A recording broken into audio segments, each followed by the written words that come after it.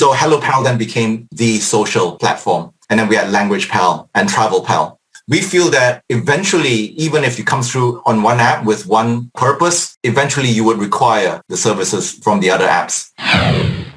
Welcome to the My Future Business Show, where we get you in front of your best audience and keep you there. Not only are we interviewing the biggest names in business to help you become even more successful, we're inviting you to book your spot on the show to help you grow your business. So at the end of the call, make sure you fill in the interview application form at myfuturebusiness.com/interviews. Hi, and welcome to the My Future Business Show. My name is Rick Nusky. Thank you very much for joining us today. On today's call, we're going to be talking about an organization that are making massive headways in this space. It's called Hello Pal, and I'm on the line with the wonderful KL Wong. Welcome to the show. Thanks very much, Rick. Thanks for having me. Absolutely, my pleasure. Now, I've been looking through, Google Play at the apps. I've been looking through the bios, and I'm seeing some incredibly exciting moves through the different stock exchanges. And I'd love to talk about all of these things that are happening and learn a bit more about that. But what I like to do is learn a little bit more about you. First of all, where are you located? I'm in Hangzhou, the city of Hangzhou, which is the same place where Alibaba is, which you've probably heard of. Oh, yes. Which is near Shanghai, Shanghai city, which everyone's heard of. So Hangzhou is a city about 1 hour away. Fantastic. But also a very bustling IT city. Yes, absolutely. And China is known for its technology and its infrastructure, and it's a credit to you. So keep up the great work. Now, I'd love to learn a little bit more about routines, your daily routines, because I can just tell that you are a very busy individual. How much? What does your daily routine look like? Is it a very busy day? Yeah, pretty much, especially recently, and especially with the time zone difference with the West. So I find myself having to wake up very early and do interviews like 8 a.m. in the morning, and also past midnight. Oh, fantastic. No, look, I'm sure it's very much well worthwhile. Now, given that you are deeply involved with Hello Pal from the start, in actual fact, you're the founder of Hello Pal. Do you have any times for hobbies or doing any other thing other than the business right now? Oh, yes. That I must find time because I now have a 1-year-old. And my passion actually is, it revolves around education. Fantastic. So actually, Hello Pal even started off that way. So my first business was in the field of early education, and that was directly because I was teaching my own daughter. So now, similarly, I'm back very much into education in teaching my own son. Yes, fantastic. So that's also another business I'm also keenly exploring right now in my spare time. In your spare time? Wow, I'm surprised there is much spare time. Now, in terms of education, how valuable is it for you to continually be learning? Oh, very much. I'm, one thing I tell people is that being in China, because YouTube access is blocked in China. Yep. But luckily we have ways around it, which is a gray area. VPNs but I keep telling things. People that that's right. If being in China, if I'm unable to access YouTube, which is where I get a lot of information, it would be very difficult for me to continue staying in China. Yeah. Oh, look, there's always a path, isn't there, Phil? It's never that we don't have enough resources. It's just that we lack resourcefulness, isn't it? Yeah, that's right. Now, well, look, I'm loving this conversation. I'm sure we're going to go down some different paths. Now, in terms of people that inspire you, if you had the opportunity to meet someone, KL, who in this world would you like to meet, do you think? Probably Salman Khan of the Khan Academy. Oh, right. Because he is an educator. Yep. In some ways, he's similar to me in that his business started off as a passion in teaching. I think it was his nephew. Yep. He was doing videos for his nephew, and then those videos took a life of its own, and then became what's now the Khan Academy. Yeah, that's excellent. And that inspires me because my teaching my own children has also turned into a business.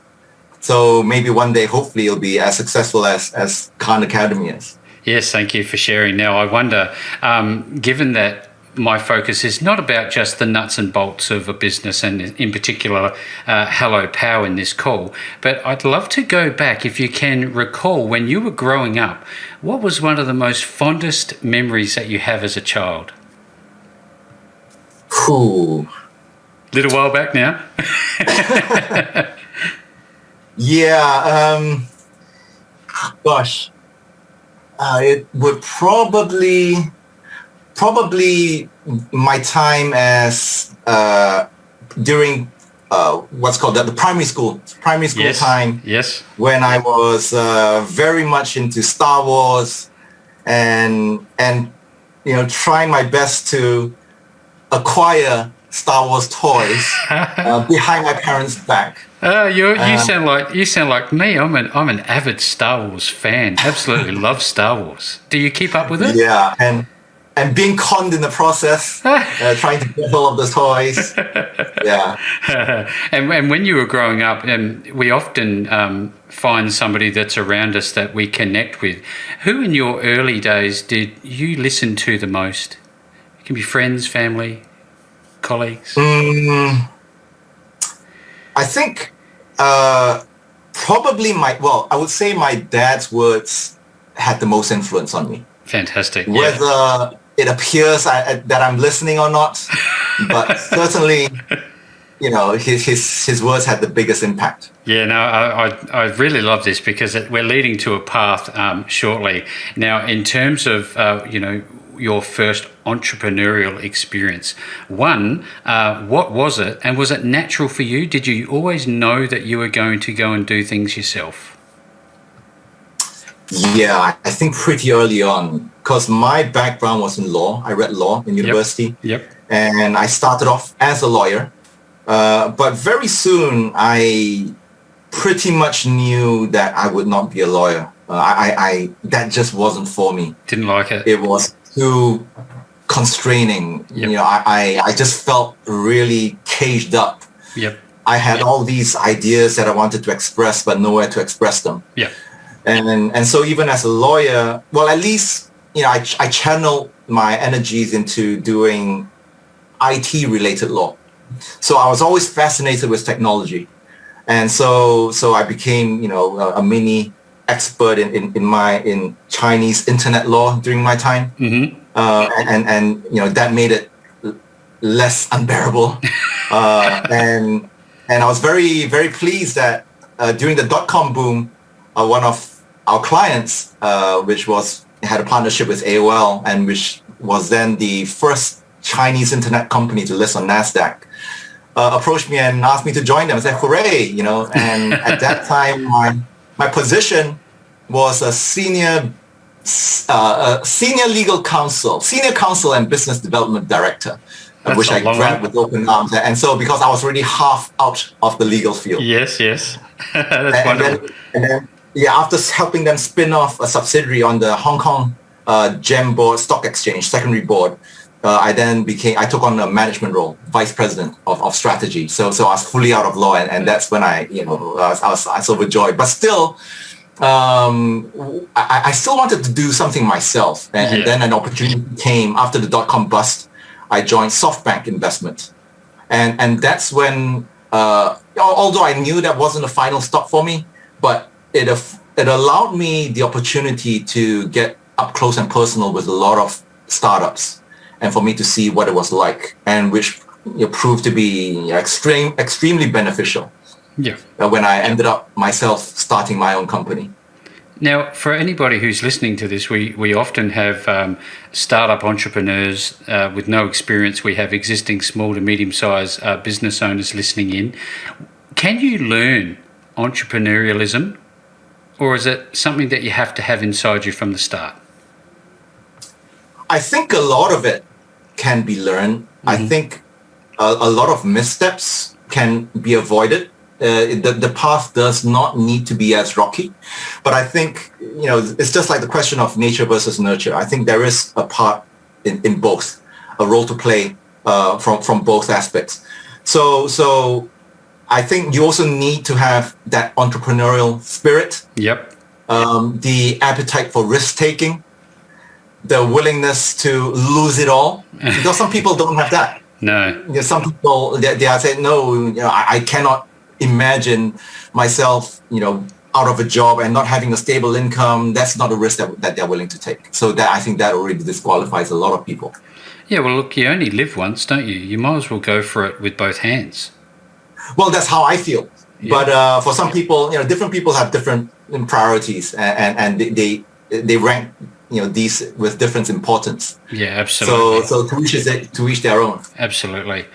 This has been a great call so far. Thank you so much for opening up about your points of view and your experiences. And I wonder, given how much you know, I have a question about mentorship. Do you value mentors, and do you have one at the moment? Yes, I think mentorship is very, very key. And I think it would help anyone, especially having someone with experience in what you're doing. As I was saying earlier, there's a lot that can be learned, and a lot of it can come from mentorship. Of course, some comes from just plain failure, experience from failure. Yep. Both which have their place. But mentorship, can be very important. And I do consider myself to have mentors. I consider them friends. Yep. As well as mentors, and one in particular came out from my time during SoftBank, where at that time I was the one looking for companies to invest in, and it's also the reason why I ended up in Hangzhou from where I was at that time, Hong Kong. Yep. It was a company at that time which did mobile games, so we invested in them. It was a company in Hangzhou, and since then, we sold off that company, and after we sold it off, the founder then went into venture capital, and he's now an extremely successful venture capital investor. Yep. In China. And then after that, I became an entrepreneur, and now the roles have reversed. So he's investing in my company, and also has also become not only a good friend, but also a mentor in many respects. Yeah, well, thank you for sharing that. Now, I wonder, what was the genesis for your wonderful organization, Hello Pal? Where did this come from? I think we would have to go back to my first business, which is Brill Kids, which was in the field of early education. Yep.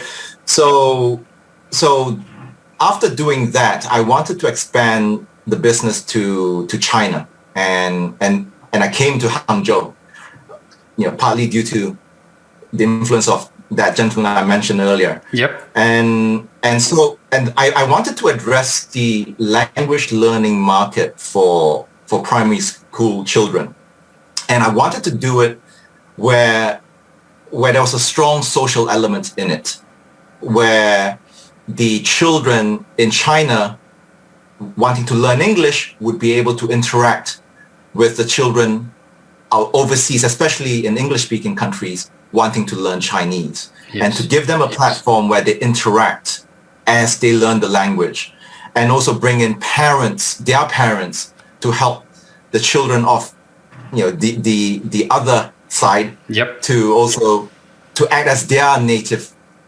language teacher. So we actually started off doing that, and along the way we decided to pivot, because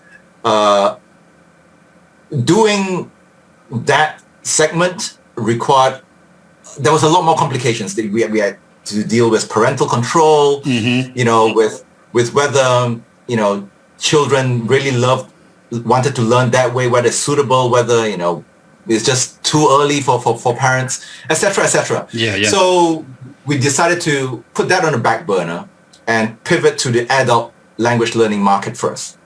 So, and hence Hello Pal, which still had its international social element. And in the beginning, it was much more language learning focused.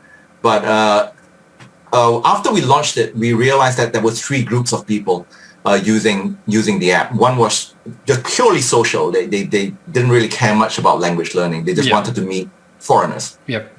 Typically, people from developing countries wanting to meet people from developed countries. and then we had the language learners. And then there was a third group, travelers who wanted to meet people in other countries before they traveled there. So we decided to have different apps for those three segments, because we felt that one app couldn't cater for all of them properly. Yeah. So Hello Pal then became the social platform, and then we had Language Pal and Travel Pal. So, but each worked to help each other and consolidate each other. And because we feel that eventually, even if you come through on one app with one purpose, eventually you would require the services from the other apps. So yeah. So Hello Pal is our social app. It's a very different social media model, isn't it? They seem to all, like the likes of Facebook and all the other, I guess you'd call them giants in the industry, have their apps, but this seems very different. You've had explosive growth. What is it? 900% over the last fiscal year. What are you doing differently to get such explosive growth? It's just incredible. Well, the explosive growth in the last year was on the revenue side. Yeah. And that's because we added something I've been wanting to add for the longest time, which I didn't, because I didn't have the right team. But in late 2018, I finally came across a team which I partnered with and which I brought into the company to help us do live streaming. So I think many companies are finding that, and especially social platforms, that the best way to monetize traffic is through live streaming. And that's really proven true for us. There are other ways to monetize it, and other people have also done so successfully. But even those people have found that when they've added live streaming to their social platform, the monetization improves dramatically beyond that. Yeah. So the growth primarily has come from live streaming, and live streaming, I believe, has been pushed to, the cutting edge of it has been in China. Yeah. And so, we brought on a really strong team with very good experience in live streaming. We are in a global society, and I think there's lots to be learned from all parts of the world. And it's, again, a credit to you for what you are doing. Now, I wonder, in terms of, you talked about the team that you brought on. How do you build a successful team that goes into this? What does the selection process look like? It must be quite difficult to find the right people to match your vision. Yeah, I think it requires a lot of luck, actually. And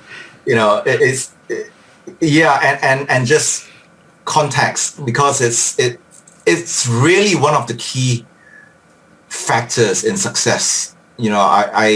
I used to think that the idea is so important, but really, I mean, as time goes on, I find that becomes one of the least relevant things, in determining the success of a company. And one key factor is really the people you're able to bring around you. And how do you find good people? Sometimes it's just really down to just plain dumb luck. Yeah. Unfortunately. And it seems to me that even with billions of people on your side, it's still, that struggle is the same anywhere else in the world, isn't it? Yeah, but, in a sense, it's also, it's like a snowball effect. Yeah. Where as you become more and more successful, then better people are attracted to you. You attract better people. So, but it's really in the beginning, which is really difficult to have a team. Of course, if you happen to come from a successful big company. So, for example, like a lot of successful companies, there are, for example, ex-Googlers. Yeah. And they would have no problem attracting venture capital. Yeah.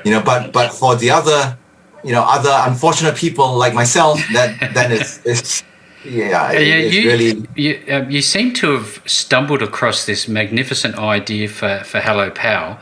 Now, oftentimes it doesn't work that way. You have to ask the market what they really want. Was there ever an element of having to ask the market what they want, or is it just all fallen into place for Hello Pal? in the process, there's always a lot of trial and error. Yep. Sometimes features which we think would do well, it proves not to be the case. Yep. And vice versa. I mean, something that we thought, we'll just put it out there. But hey, the feedback is fantastic, and then so we put more resources into it.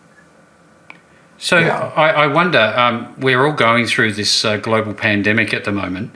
Has it had any impact, positive and negative, on HelloPal like it has other businesses and industries? Yeah, I think for us, the great thing is because it's purely in the digital domain, certainly the negative impacts have not been much. And I think that's more positive than negative. Yeah. And you would expect that with live streaming. So especially, with our overseas expansion in live streaming, I think that's been a great boon because a lot of people are looking for ways to earn extra income. And one way is really to live stream. I think some people are truly shocked when they learn how much the top live streamers earn. Yeah. And you wonder, why is she... She just bought an apartment last month. She's buying another one. Where is she getting all that money from? She's got money trees somewhere. That's right, and it just blows people's minds. How much some of the live streamers earn. Yeah, I sit here and I think to myself, I try to put myself in the shoes of our audience and ask you questions that are relevant to help them. Now, with that, you talked about failure earlier. What are some of the biggest lessons that you've taken from failure, do you think?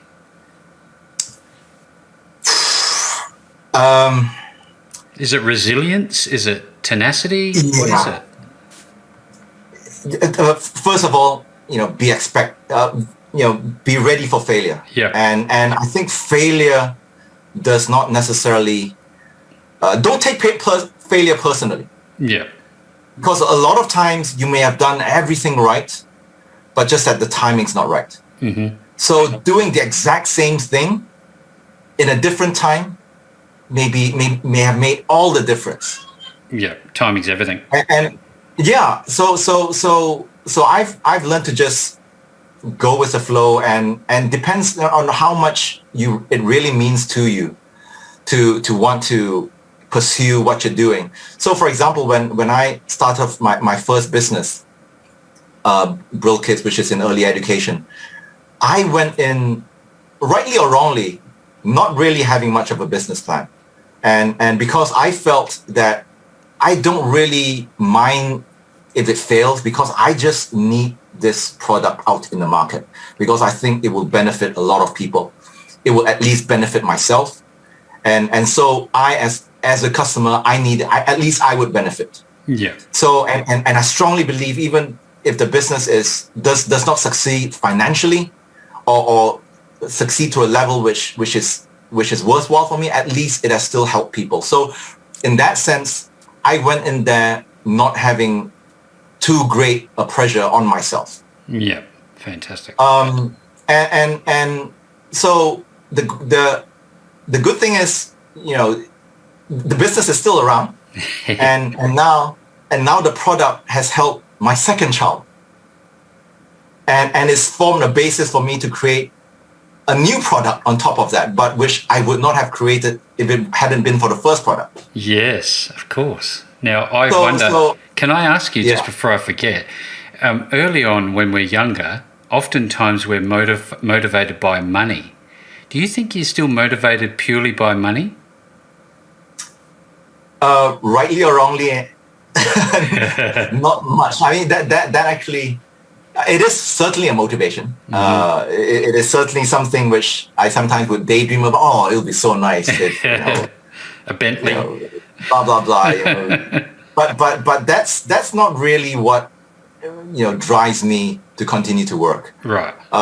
It's really the satisfaction in being able to turn an idea into reality and seeing people benefit from that, and that in itself is huge enough reward for me. So which is why for my first business, even though financially it hasn't really been successful, but it pays its own bills. Yep. But for me, I'm very pleased with it already because I've seen how many people it's helped. I've seen, the countless videos of parents posting, of their children learning to read, learning, etc., etc. And from that we created a foundation which has helped countless of children in very poor countries, orphanages. Yep. And they write, letters of gratitude, for the help that is more than reward for me. Absolutely. Now, whether financially, eventually, whether it makes a lot of sense financially, that's a bonus which I can have or have not. It's a bonus of a good. It's a byproduct of a good process, isn't it?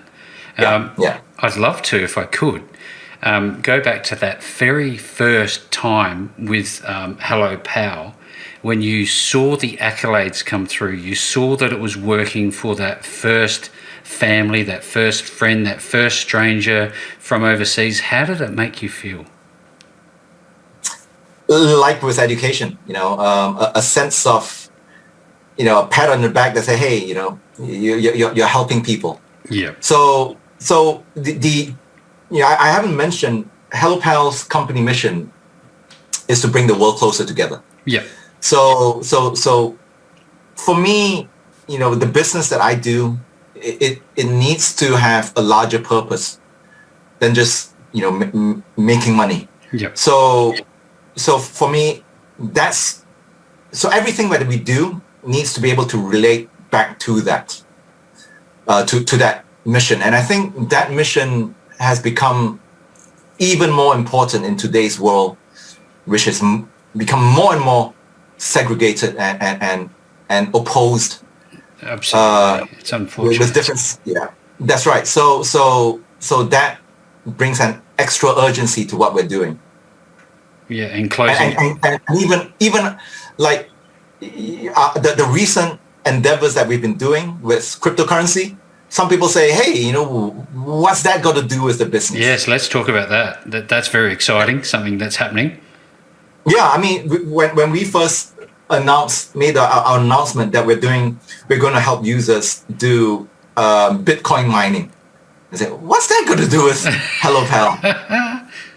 I said, well, first and foremost, financially, which is what a lot of people care about, we think this is going to be a good business. Okay, so we think we're very certain this is going to earn us money, where we are allowing people, our users, to Bitcoin mine. So not just do cloud mining where they're buying computing power, a lot of which are frankly scams. Yep. We are actually allowing you to essentially buy a Bitcoin mining machine to mine yourself, and that machine is yours. That specific machine is yours. We'll even show you your name on it. We'll live stream it if you want to show, hey, this is your machine, and the Bitcoin that's appearing in your crypto wallet is from this particular machine. Of course, you can also buy jointly with others if the machine is too much. So it allows a way for people to get in on the action because there's a lot of interest in Bitcoin in the past few months, and increasingly so. Yeah, absolutely. So, but as I said, that's a larger purpose to what we're doing. Why we are doing that is because currency and payments and exchange of value is really a fundamental piece in the puzzle of what we're doing in our international platform. Mm-hmm. Because as an international platform, eventually you need to deal with the exchange of value. And right now it's tremendously difficult with the way, some people don't even have bank accounts in third world countries. No. So how are you going to receive money and pay to these people? So we see cryptocurrency, being borderless, as a very, very good fit to what we're doing. And we like to think ourselves as a borderless platform and be in a position to help people from all over the world be able to not only interact, but be able to reward each other. And so crypto is really a linchpin in this puzzle.